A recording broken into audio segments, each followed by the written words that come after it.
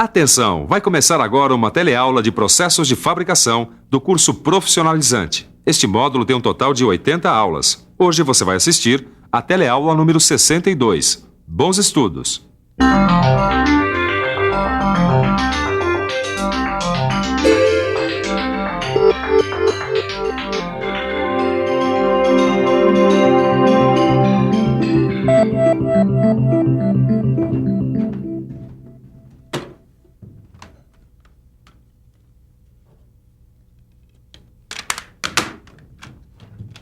Oi, você já reparou como é bom o som desses discos com leitura por raio laser? E o melhor é que esse sistema não tem nenhuma agulha que toque no disco e assim não tem o perigo de arranhar. É engraçado.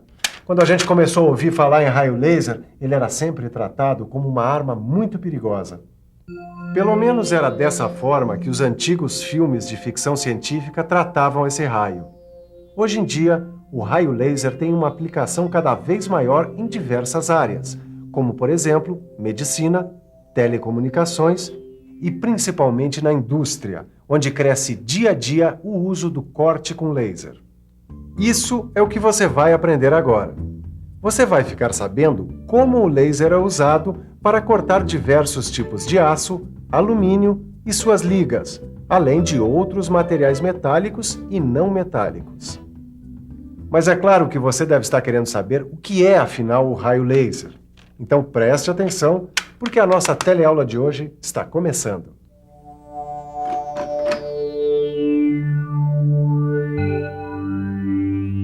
Amigo, diz pra gente uma coisa, você acha que a luz queima? Ah, queima sim. Dependendo da luz, sim, mas a luz de casa, qualquer coisa assim, com certeza não. Se for um laser, talvez. Qualquer tipo de luz queima. É só concentrar os raios luminosos num determinado ponto que ela queima. Com essa simples experiência, dá para entender que se os raios luminosos forem concentrados sobre um mesmo ponto, a luz pode até queimar. Como você sabe, a luz é uma forma de energia. Se a gente concentra a luz, como nós fizemos agora com a lupa, a gente pode obter um feixe de luz com energia suficiente para queimar a casca da árvore. Se você entendeu essa experiência, então você vai entender o laser. Para entender melhor o que é o laser, você precisa compreender o funcionamento dessa lâmpada fluorescente que contém vapor de mercúrio no seu interior. Repare só nessa lâmpada fluorescente quebrada que o lado de dentro do vidro é revestido com uma tinta fluorescente. Essa tinta emite luz visível quando é excitada por raios ultravioleta. Para produzir uma alta tensão inicial, é usado esse reator, que ainda mantém uma tensão adequada para a descarga elétrica. Esse starter aqui funciona como chave automática. Com a passagem da corrente elétrica pela lâmpada, os filamentos ficam incandescentes, facilitando a emissão de elétrons. Quando o starter se desliga, produz uma alta tensão instantânea entre os filamentos, já que o reator está funcionando no circuito.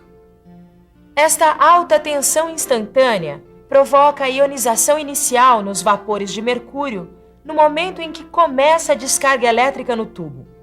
Durante a descarga, o vapor de mercúrio emite mais intensamente luz ultravioleta, que é invisível, e excita a tinta fluorescente, que então emite luz visível. No laser, o feixe luminoso é conseguido por um processo bem parecido com o da lâmpada fluorescente, ou seja, é pela excitação de um veículo ativo, que é uma substância que transforma energia elétrica em energia de radiação. Bom, a diferença é que nos aparelhos laser, o feixe de luz é amplificado e é direcionado para um único ponto. Uma das substâncias utilizadas como veículo ativo dos aparelhos geradores de raios laser é o gás carbônico. O feixe de luz laser produz uma energia intensa na forma de calor. E é muito esse calor, Silva? O suficiente para fundir e vaporizar até o material em volta do ponto de incidência do feixe de laser. Assim dá para furar e cortar praticamente todos os materiais, não importando a resistência mecânica. Tudo bem, Silva, mas qual é o veículo ativo dessa máquina? Dióxido de carbono, que misturado a gases como o nitrogênio e o hélio, produz o tipo mais comum de laser. Eu não entendi. O hélio e o nitrogênio misturados ao dióxido de carbono? Para aumentar a potência do laser. Esse sistema de corte é inteligente. O único problema é que ele afeta a estrutura do material cortado. Mas afeta por quê? Porque o laser é um processo térmico. Agora, o que eu mais queria entender, Silva, é como é gerado o laser. Para entender como é gerado o laser, você precisa antes saber que os elétrons dos átomos ocupam certas posições dentro da estrutura do átomo. Essas posições são chamadas de níveis energéticos. Quando os elétrons mais externos ganham energia de uma fonte externa, eles saltam para um nível energético mais afastado do núcleo do átomo e tendem a voltar para o nível onde estavam, devolvendo a energia que tinham ganho. Em geral, essa energia aparece em forma de luz. Se você compreendeu o que significa nível de energia, vai ser fácil entender como o laser é produzido. Preste atenção. O soprador desse gerador de laser faz o dióxido de carbono circular dentro da câmara, onde existem 2 eletrodos ligados a uma fonte de alta tensão. Esses eletrodos criam um campo elétrico que aumenta a energia do gás dentro da câmara. A luz emitida pela volta dos elétrons dos níveis mais energéticos para os menos energéticos em cada átomo ocorre continuamente e a luz vai sendo amplificada.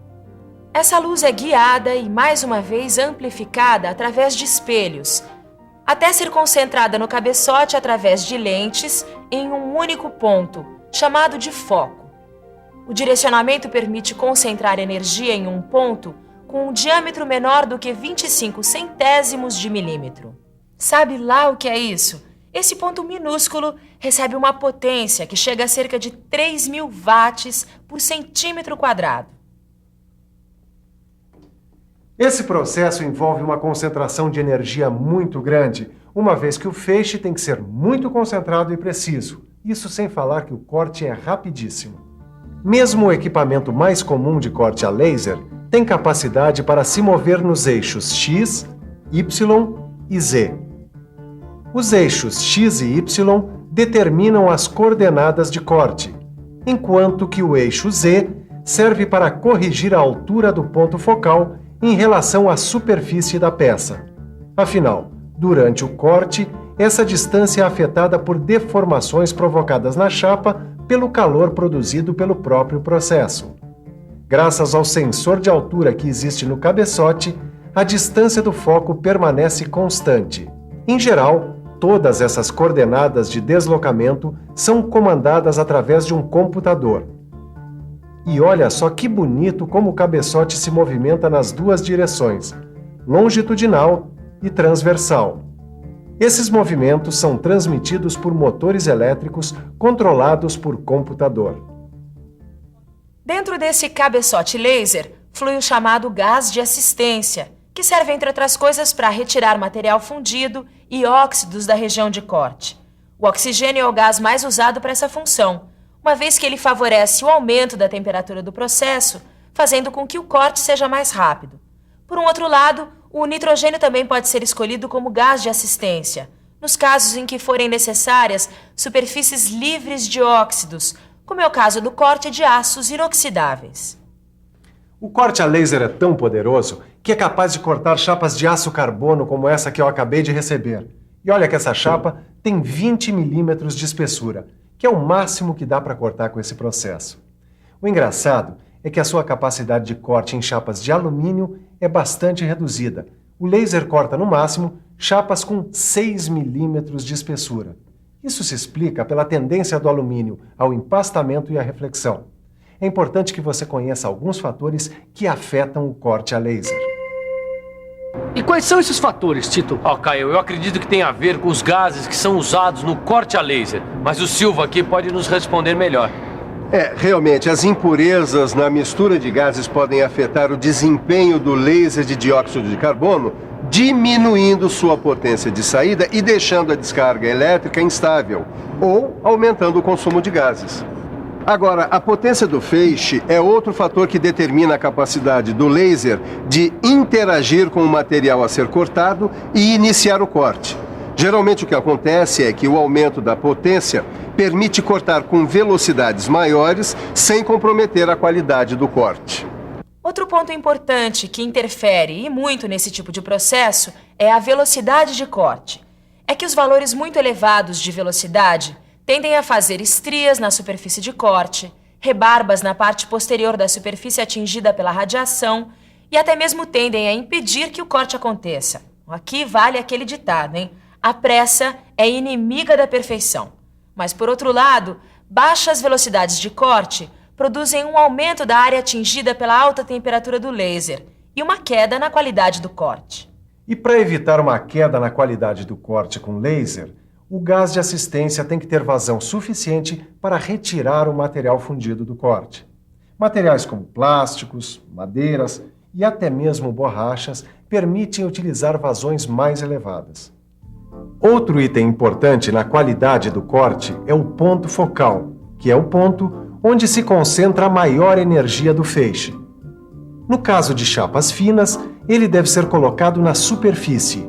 Mas se as chapas forem grossas, o ponto focal deve ser ajustado para regiões ligeiramente abaixo da superfície, desde que não ultrapasse 1/3 da espessura da chapa. Caio, o que eu sei é que o corte a laser ele é muito poderoso. E também que é preciso ficar atento a alguns pontos que estão ligados à qualidade do corte. Isso aí. Mas, Silva, eu não sei quando usar e quando não usar o corte a laser. Bom, esse processo é indicado quando as peças têm formas complicadas e pedem um acabamento de superfície quase sem rebarbas na região do corte. Como essa técnica não pede estampos de corte, então é possível produzir lotes pequenos em pouco tempo e diversificados. Esse corte a laser é incrível, hein? Também não é assim, Caio. Apesar do laser de dióxido de carbono produzir muito calor, ele não consegue vaporizar e cortar alguns metais conhecidos. Ué, como não consegue? Ora, porque cada material reage de um jeito à energia do laser. E quais são os materiais que podem e os que não podem ser cortados a laser? Rapaz, agora você me pegou. Eu acho que eu vou ter que pensar um pouco. Vamos pensar um pouco. Bom, eu sei é que os aços não ligados podem ser cortados a laser facilmente. Ainda mais se o gás de assistência for o oxigênio. Aí sim dá um belo corte. E os aços inoxidáveis? Já sei. Nesse caso, apenas as chapas finas podem ser cortadas com excelente resultado. Chapas espessas, como aquelas de aços não ligados, não podem ser cortadas. Já o alumínio e suas ligas, para serem cortados a laser, têm de ter espessura máxima entre 4 e 6 milímetros, já que refletem a luz. O cobre e suas ligas também tendem a refletir a luz. Por isso, no corte de peças não planas, é fundamental a proteção contra a radiação refletida. Assim como outros processos, o corte a laser também apresenta vantagens e desvantagens. Como é uma forma de energia concentrada em uma área muito pequena, ele permite cortes retos, de pequena largura de corte, zona mínima afetada pelo calor, mínima distorção e arestas de melhor qualidade. O corte a laser é um sistema de fácil automatização, que permite cortar peças complexas sem que seja preciso a troca de ferramentas de corte cada vez que se troca o material a ser cortado.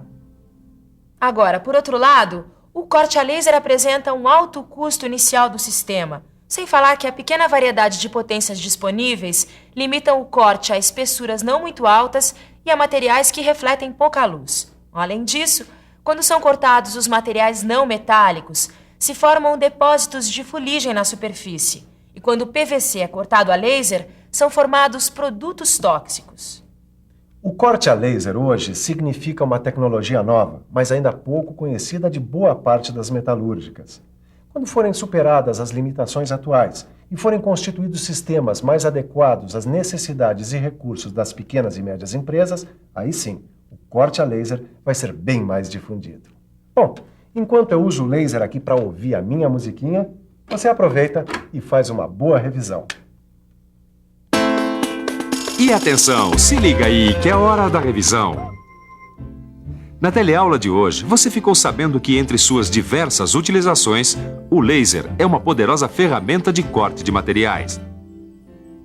Aprendeu que o laser é gerado com o aumento de energia de um átomo, cujos elétrons liberam energia luminosa, produzindo um feixe de luz concentrado com muita energia. Viu também como é sofisticado o equipamento de corte a laser controlado por computador.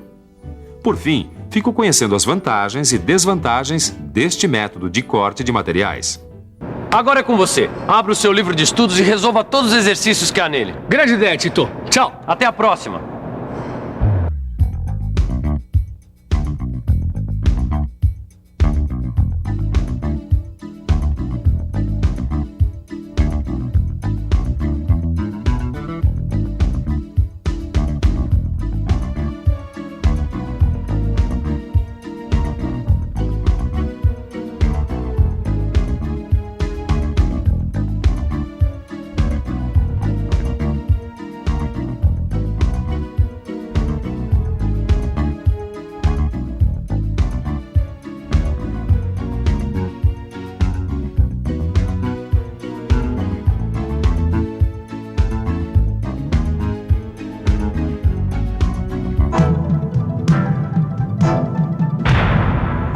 Telecurso 2000, um programa de educação do Sistema Fiesp e da Fundação Roberto Marinho.